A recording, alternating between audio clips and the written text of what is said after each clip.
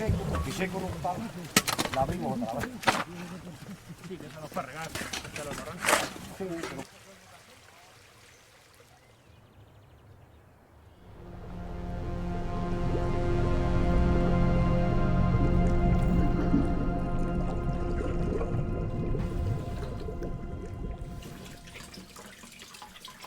L'eau en France, depuis la loi sur l'eau de 92, l'eau, elle est ce qu'on appelle res communis, c'est un bien commun.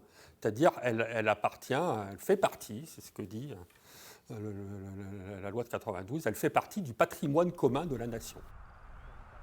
Le dérèglement climatique et les problèmes de l'eau sont arrivés d'une vitesse et d'une violence, ça a été incroyable, quoi.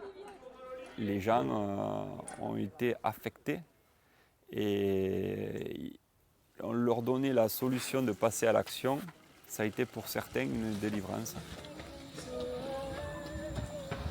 Comment on engage les gens? D'habitude, je vous répondrais par voilà, des théories de l'engagement individuel, etc. Là, j'ai envie de commencer par un contexte favorable. Pour pouvoir maintenir cette considération en commun autour des enjeux de l'eau, il est nécessaire de convoquer l'énergie et la force de la démocratie.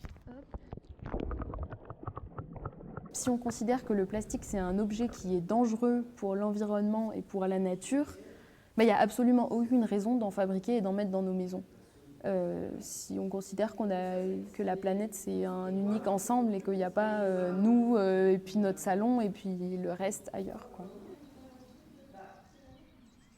Toutes les techniques aujourd'hui, toute la réflexion du point de vue un peu général ou philosophique, toutes les techniques d'agriculture, de construction, de consommation devraient être des techniques de régénération.